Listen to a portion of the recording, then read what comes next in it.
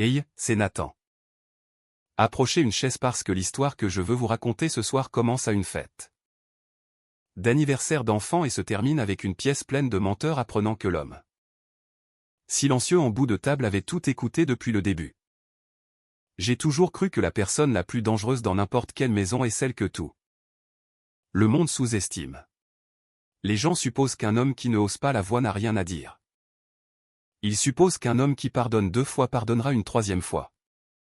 Et parfois une famille entière construira un plan autour de cette supposition. Certaines qu'il ne le verra jamais venir. La chose qu'ils oublient est que la patience n'est pas une faiblesse. La patience est un homme qui compte. Cette histoire parle d'un père qui a reçu un avertissement de son propre père à travers une table de dîner dans les secondes avant le dessert, quand il était presque trop tard. Il s'agit d'une enveloppe, d'une petite fille avec une couronne en papier. Et d'une trahison qui avait été répétée pendant des mois. Mais plus que tout. Il s'agit de ce qui se passe quand la personne que vous avez décidé de détruire s'avère avoir tranquillement écrit la fin pendant tout ce temps. Restez avec moi jusqu'à la fin. Il y a un moment à cette table auquel je pense encore. Et je veux que vous le voyiez comme je l'ai vu. Les noms et les détails sont changés, et l'histoire est dramatisée. Entrons dedans. Dean Whittaker mesurait sa vie aux choses qu'il avait sauvées. De vieilles poutres de grange que d'autres hommes auraient brûlées. Un escalier d'église récupéré d'une démolition le matin même avant que la boule de démolition n'arrive. Un établi en noyer qui avait appartenu à son grand-père. Huilé tant de fois que le grain semblait illuminé de l'intérieur. Il possédait une boutique sur le bord sud de Caro, dans l'Ohio. Appelée Whittaker Salvage and Joaillerie. Et pendant 15 ans. Il avait gagné sa vie en transformant du bois ruiné en meubles que les gens gardaient pour le reste de leur vie. Il aimait la symétrie de cela. Il croyait que presque tout ce qui était cassé pouvait être ramené à la vie si vous étiez honnête sur les dommages et prêt à faire le travail lent. Il avait cru cela aussi de son mariage pendant plus longtemps qu'il n'aurait dû. Dean a rencontré Camille Sutton lors d'une vente aux enchères caritatives où il avait fait don d'une table de salle à manger en cerisier récupérée. Elle a enchéri dessus, perdu exprès pour qu'il la remarque. Et le lui a dit lors de leur 3e rendez-vous. En riant comme si c'était la chose la plus charmante du monde. Peut-être que ça l'avait été. Camille était le genre de beauté qui réarrangeait une pièce. Et elle venait des Sutton. Un vieux nom de carreau qui planait encore sur le comté comme l'odeur d'argent qui s'étend grande partie évaporée. Sa mère, Diane, dirigeait la famille comme un capitaine dirige un navire qui coule. Qu'elle refuse d'admettre en train de couler. Avec des apparences polies et les pompes de cale cachées sous le pont.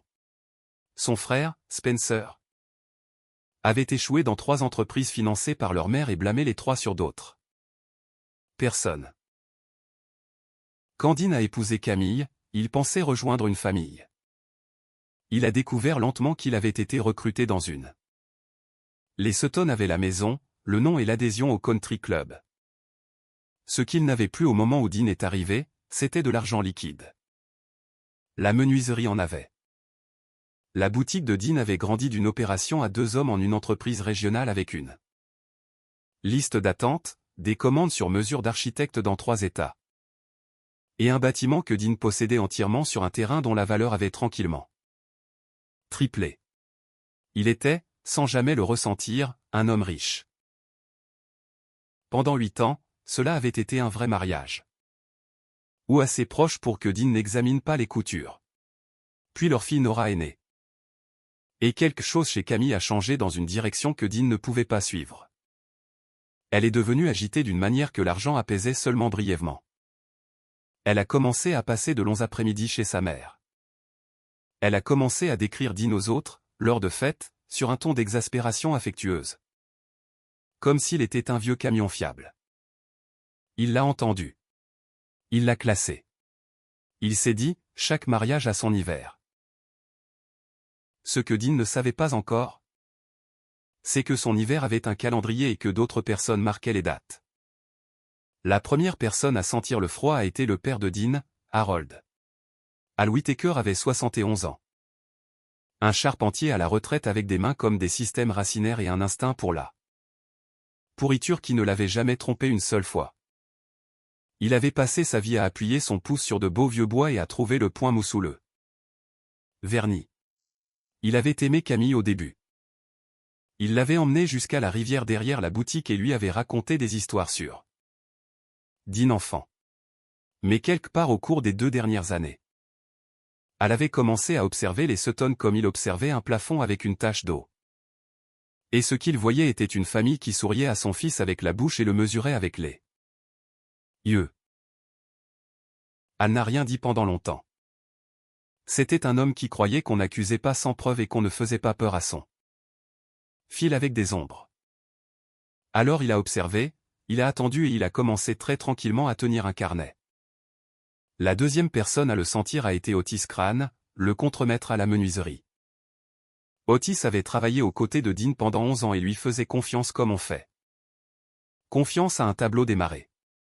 Donc quand les factures ont commencé à paraître étranges, Otis a remarqué une livraison signée qui n'est jamais arrivée. Un compte de bois ouvert au nom de l'entreprise qui ne commandait rien mais émettait des chèques. Une ligne de crédit tirée contre le bâtiment que Dean jurait, quand Otis l'a mentionné en passant, qu'il n'avait jamais autorisé. Dean a ri la première fois. La deuxième fois, il a arrêté de rire.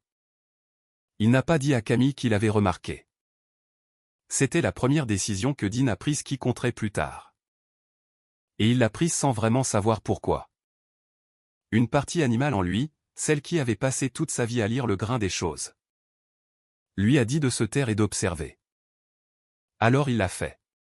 Il souriait au dîner. Il embrassait sa femme. Il lisait à Nora ses histoires du soir sur des souris courageuses et des tortues patientes. Et après que la maison soit plongée dans l'obscurité, il s'asseyait dans sa boutique avec une seule lumière allumée et commençait à tirer sur les fils. Ce qu'il a découvert au cours des semaines suivantes aurait brisé un homme plus faible.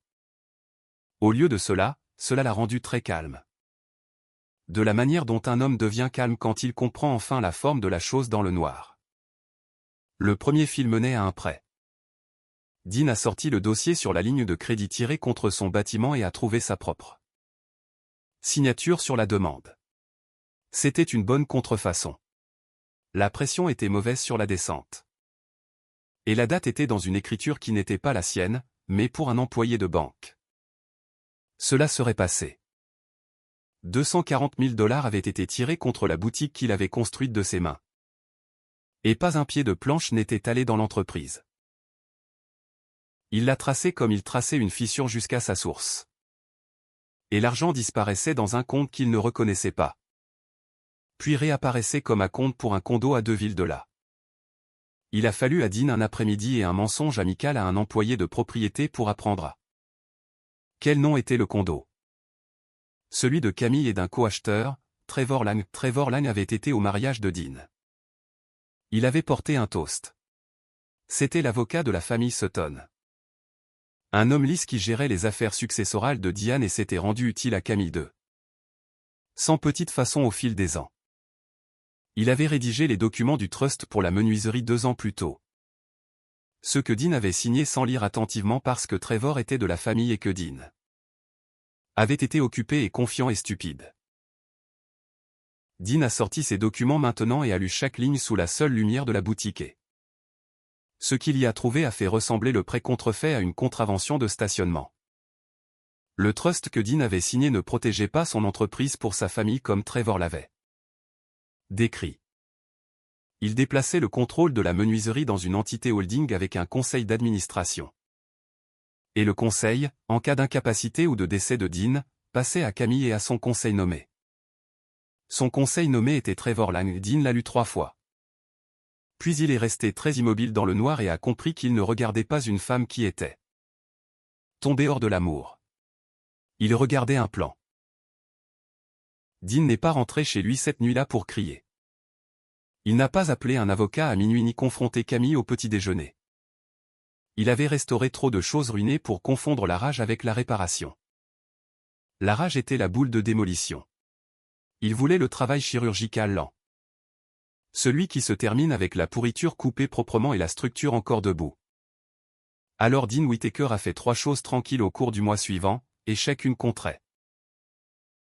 D'abord, il a engagé son propre avocat, une femme nommée Margot Ellis, qui dirigeait un petit cabinet du côté nord et avait une réputation d'être l'avocate que les autres avocats craignaient de trouver de l'autre côté de la table.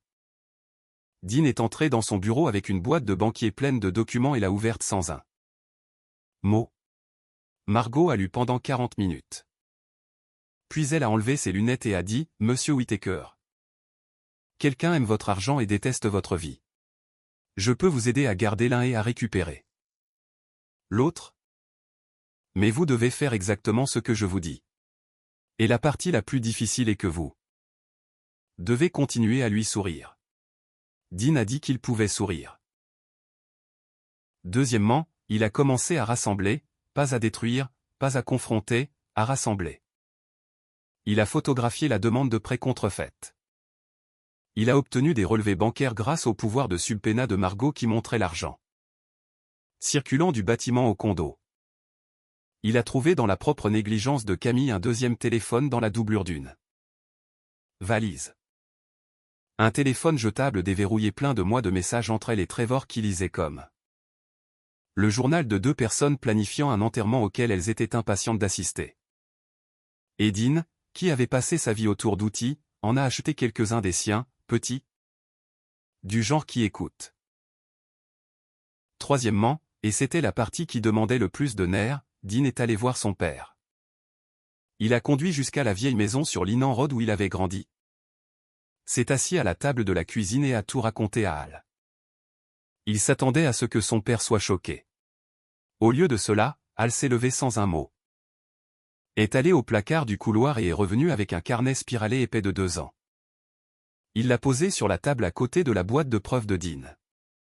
J'ai tenu le compte, a dit Al. Je ne voulais pas être le vieil homme qui voyait des fantômes, mes fils. Il n'y a pas de fantômes. Il y a une tanière d'entre eux et ils planifiaient quelque chose autour d'eux.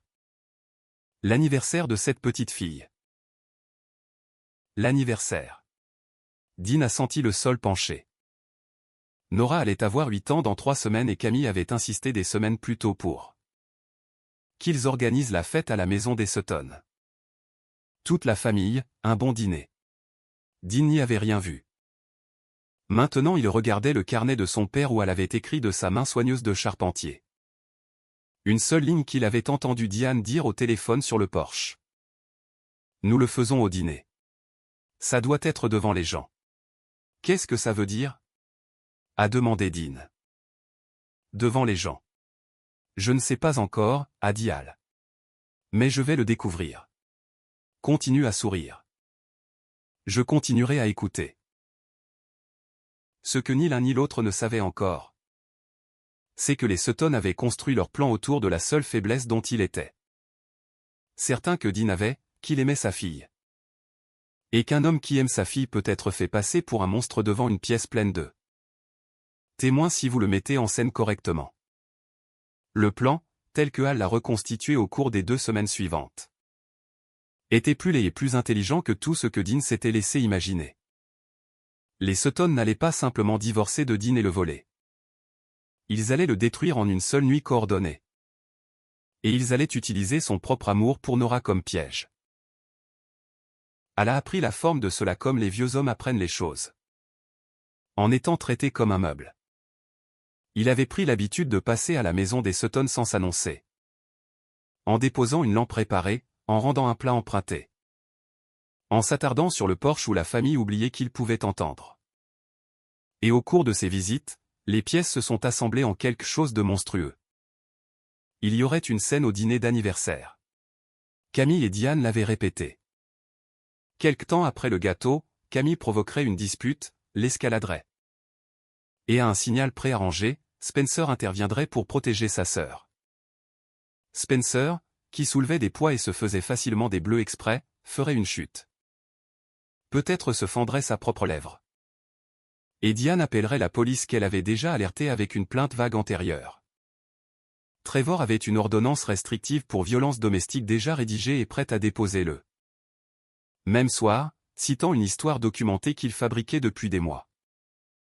Les incidents étranges que Camille avait soigneusement décrits à des amis. La visite aux urgences qu'elle avait faite pour une blessure que Dean n'avait jamais causée. Les textos qu'elle s'était envoyés d'un deuxième numéro. Avec Dean arrêté et une ordonnance temporaire en place. Il serait retiré de la maison et interdit de contact avec Nora. Et pendant qu'il serait dans une cellule, Trevor ferait passer une motion d'urgence devant un juge complaisant qui déclencherait la clause d'incapacité du trust. Installerait le conseil de contrôle soudain sur la menuiserie, et gèlerait les comptes de Dean. Au matin, Dean n'aurait plus d'entreprise, plus d'argent, plus de maison, et plus de filles. Et une piste papier de mois de profondeur qui le ferait ressembler exactement à l'homme qu'il décrirait au tribunal. Le condo, le prêt contrefait, l'aventure. Tout cela serait enterré sous l'avalanche d'un récit de mari violent. C'était, Dean a dû l'admettre quand son père l'a exposé, un beau travail. Ils avaient utilisé sa décence comme structure porteuse. Ils étaient certains qu'il réagirait. Qu'un homme honnête écrirait et saisirait et leur donnerait la scène dont ils avaient besoin. Mais Dean n'allait pas réagir. C'était la chose qu'ils avaient mal comprise chez lui. Le point mou de leur plan qu'ils ne pouvaient pas voir parce qu'ils ne l'avaient jamais compris du tout. Il allait les laisser construire toute la chose planche par planche. Et puis ce serait lui qui tiendrait l'allumette. Lui et Margot ont travaillé le contre-plan comme une commission avec une échéance serrée. Le prêt contrefait, l'aventure, le condo secret, l'histoire fabriquée d'ordonnances restrictives. Les textos que Camille s'était envoyés. Les appels enregistrés que elle avait captés de Diane cochant l'histoire. Tout cela est allé dans un paquet scellé, copié 3 fois. Détenu par Margot et par une détective à la retraite en qui elle avait confiance nommée Lorraine Pace. La détective Pace, il s'est avéré, avait passé sa carrière exactement sur ces cas. Les faux rapports armés à l'intérieur des familles. Et elle avait une colère froide particulière envers les gens qui utilisaient le système comme un couteau. Elle a accepté d'être présente près de la maison des Sutton le soir de la fête. Avec 2 copies de tout, et un ami encore dans la police qui lui devait une faveur. Il y avait une pièce de plus, celle qui gardait Dean éveillé la nuit. Le signal. Il devait connaître le moment exact où le piège se déclencherait pour pouvoir déclencher le leur. En premier. Et ici, elle a fait la chose la plus courageuse qu'un vieil homme puisse faire. Il s'est porté volontaire pour être à l'intérieur de la maison à la table. Écoutant avec un des petits outils de Dean dans la poche de sa chemise et un seul travail. Quand il entendrait le plan commencer. Il devait faire sortir Dean et Nora et laisser tout le reste s'effondrer. La nuit est venue chaude et claire. La maison des Sutton brillait de guirlandes louées et de la tension particulière d'une famille qui faisait semblant. Dean est arrivé avec Nora portant une couronne en papier qu'elle avait faite elle-même. 8 ans et lumineuse de joie. Et il a embrassé Camille sur la joue et serré la main de Spencer et complimenté Diane sur la table. Et il a souri. Et à l'intérieur de sa poitrine, son cœur était un tambour lent et régulier. Parce que ce soir, après des mois à rester immobile, le bois allait enfin bouger. Le dîner était une performance et tout le monde à la table jouait un rôle sauf l'enfant. Nora était assise en tête avec sa couronne en papier, narrant l'intrigue d'un dessin animé à quiconque voulait écouter. Et les adultes autour d'elle portaient les visages fixes et brillants de personnes attendant un coup de feu de départ. Dean observait tout avec le calme d'un homme qui a déjà lu la dernière page.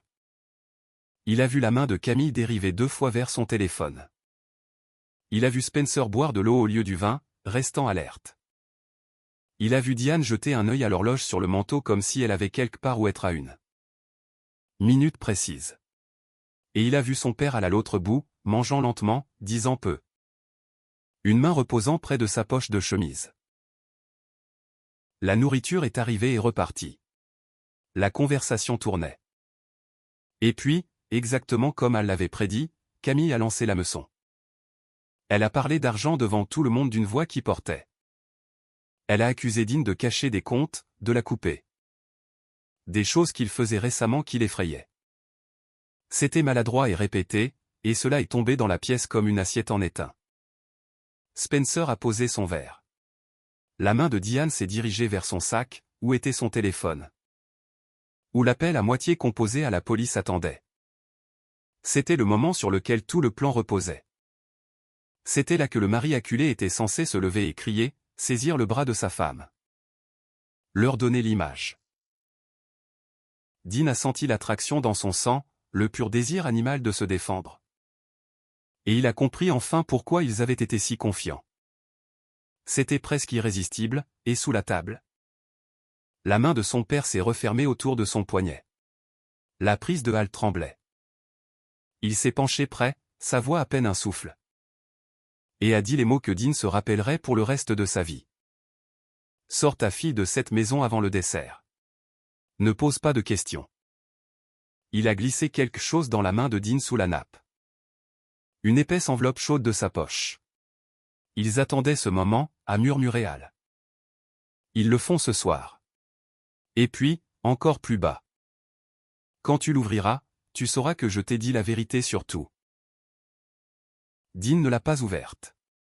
Il n'en avait pas besoin. Il s'est levé et au lieu de la rage à laquelle il s'attendait. Il a souri le sourire facile d'un père dont l'enfant est encore debout après l'heure du coucher. Et il a dit, Nora, ma chérie, va chercher ta veste. On va aller chercher une glace. Juste toi et moi, et on en rapportera pour tout le monde. Il l'a dit chaleureusement. Il l'a dit légèrement. Il a embrassé le haut de la tête de sa fille confuse et ravie et l'a accompagnée jusqu'à la porte. Et toute la machine répétée du dîner s'est arrêtée parce qu'aucun d'eux n'avait de réplique pour cela. La provocation avait été délivrée. Et la cible avait simplement refusé agréablement d'être provoquée. Camille s'est levée d'un bond. Elle ne part pas Nora, assieds-toi. Et là, pour la première fois de la soirée, le masque a glissé. La pièce l'a entendu, la panique sous le commandement. Le mauvais dans une mère qui luttait si fort pour garder un enfant à table. Dean s'est accroupi au niveau de Nora. Lui a dit d'attendre sur le porche avec grand pas à 1 minute. Et elle s'est levée et a pris la main de la petite fille. Et l'a emmenée dehors dans la nuit chaude et la voiture qui attendait où la détective Lauren Pace était garée de l'autre côté de la rue avec 2 copies scellées de tout et un téléphone déjà connecté à un sergent en qui elle avait confiance. Avec Nora en sécurité, Dean s'est retourné vers la pièce et il a enfin ouvert l'enveloppe. Il n'avait pas besoin de son contenu pour connaître la vérité. Il connaissait la vérité depuis 2 mois. Mais l'enveloppe était le cadeau de Hal. Sa preuve que le vieil homme avait tout vu et avait soutenu son fils. Et ce qu'il y avait dedans était la clé maîtresse. Hal avait tranquillement photographié des pages du propre bureau de Diane pendant des semaines. Le script pour ce soir dans l'écriture de Camille, la scène bloquée comme une pièce de théâtre. Spencer fait la chute après le gâteau. Maman appelle à 20h40. Trevor dépose à 9h. L'ordonnance restrictive rédigée avec le tampon de dépôt de demain. Une impression des textos où Trevor avait écrit, une fois que c'est fait. Il ne peut plus toucher au trust. Et Camille avait répondu, alors nous n'aurons plus jamais à le voir. Et attaché au dos de la main soigneuse de Hal une note. Je suis désolé que ça m'ait pris si longtemps pour être sûr. Brûlé, Phil. Dean a posé l'enveloppe sur la table où tout le monde pouvait la voir. Diane, a-t-il dit tranquillement. Vous devriez passer votre appel maintenant. Il est presque 20h40. La pièce est devenue froide. Le visage de Diane s'est vidé. Camille a regardé l'enveloppe, puis Dean. Et a compris tout d'un coup que l'homme qu'elle avait passé des mois à décrire comme un imbécile était assis en face d'elle pendant tout ce temps. Écoutant, content, attendant ce soir, aussi patiemment qu'eux. Qu'est-ce que c'est? A dit Spencer, et sa voix s'est brisée. Ce sont les indications de scène de ta mère, a dit Dean. C'est le prêt que tu as contrefait contre mon bâtiment. C'est le condo que tu as acheté avec, Camille.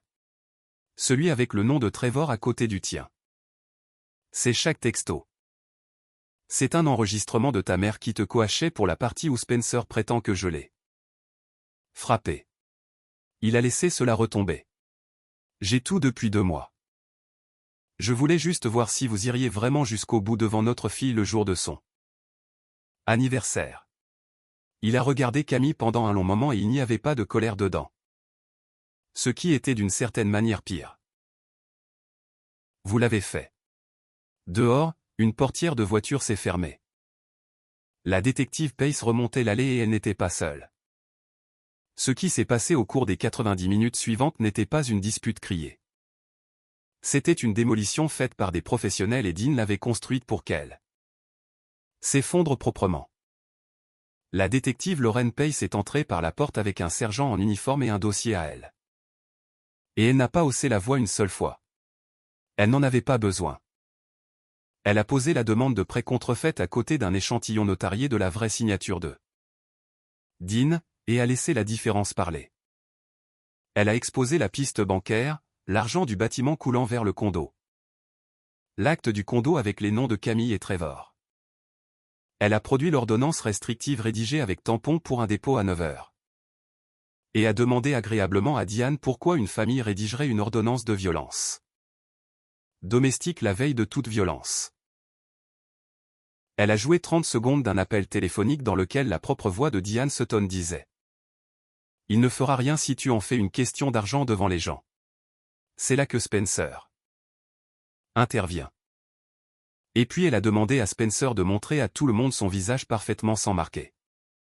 D'expliquer la lèvre fendue qu'il était censé avoir maintenant. Trevor Lang a craqué en premier. Comme les hommes les plus lisses le font toujours quand le lys s'épuise. C'était un avocat. Il a compris en environ 4 secondes qu'il regardait une conspiration. Une contrefaçon et le dépôt d'un document judiciaire frauduleux. Que sa licence était déjà perdue et que sa liberté était négociable. Et que la seule monnaie qui lui restait était la vérité. Il l'a donnée dans un rush là à la table du dîner devant la famille dont il avait aidé à construire. La potence. C'était l'idée de Diane depuis le début. Camille l'avait fait entrer. Le trust avait été réécrit spécifiquement pour saisir la menuiserie. Toute la scène du dîner d'anniversaire avait été conçue par Diane parce que, comme elle l'avait dit, les jurys croient ce qui se passe devant les proches. Diane Sutton n'a rien dit du tout, ce qui a tout dit à tout le monde. Camille a pleuré puis s'est mise en colère puis est devenue très silencieuse en regardant son propre plan. Chaque belle pièce imbriquée, être retournée et montrée à la pièce avec ses empreintes sur chacune. Spencer a essayé de partir et on lui a demandé poliment de se rasseoir.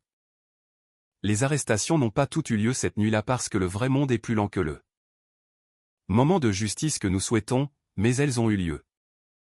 Trevor Lang a été radié du barreau et a plaidé coupable pour contrefaçon et conspiration en échange de son témoignage. Diane Sutton, la matriarche qui avait dirigé son navire qui coulait pendant 30 ans, a été accusée de conspiration et de dépôt de faux rapports et a vu le nom Sutton finir en fin de s'évaporer dans le journal du comté. Spencer a accepté un plaidoyer sur la fraude et Camille, qui avait signé le nom de Dean sur un prêt et son propre nom sur un plan pour prendre leur fille, a fait face aux accusations que sa propre écriture avait écrites pour elle. Dean n'a pas jubilé. C'était la partie que les gens qui ont entendu l'histoire plus tard trouvaient toujours la plus étrange. Il en avait tous les droits.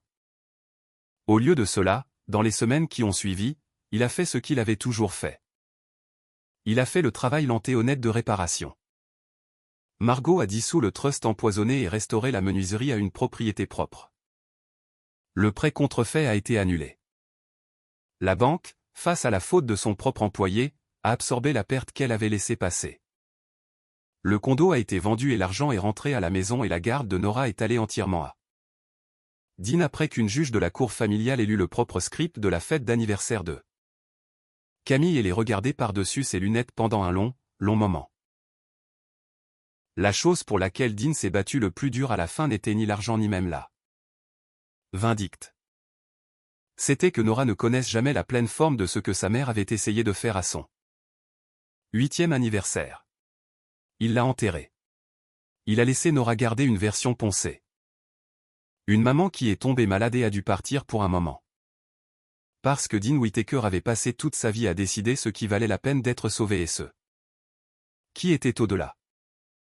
Et il a décidé que l'enfance de sa fille valait la peine d'être sauvée même de la vérité. Elle a emménagé dans l'appartement au-dessus de la boutique. Les soirs chauds. Les deux s'asseyaient près de la rivière derrière la menuiserie pendant que Nora chassait les lucioles, et ils ne parlaient pas beaucoup de cela. Comme les hommes qui ont traversé quelque chose ensemble le font souvent.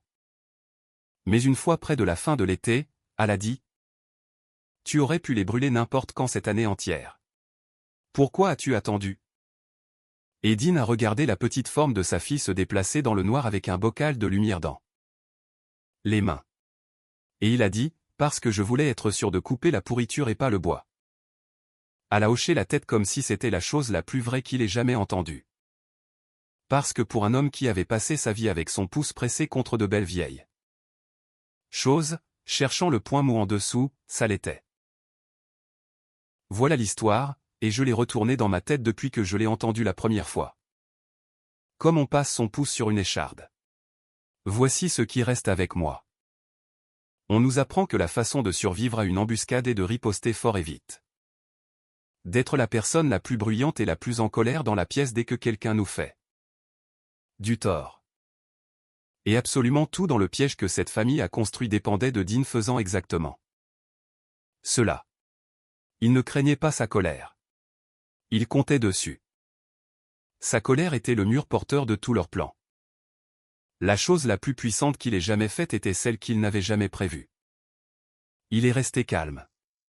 Il a continué à compter. Et il a refusé d'être l'homme dont ils avaient besoin qu'il soit.